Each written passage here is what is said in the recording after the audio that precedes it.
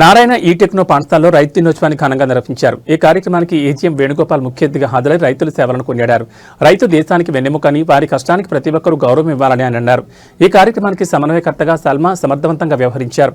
పాఠశాల ప్రధాన ఉపాధ్యాయురాలు శ్వేత మాట్లాడుతూ విద్యార్థుల్లో రైతులపై గౌరవభావన పెంపొందించడమే ఈ వేడుక లక్ష్యమని తెలిపారు.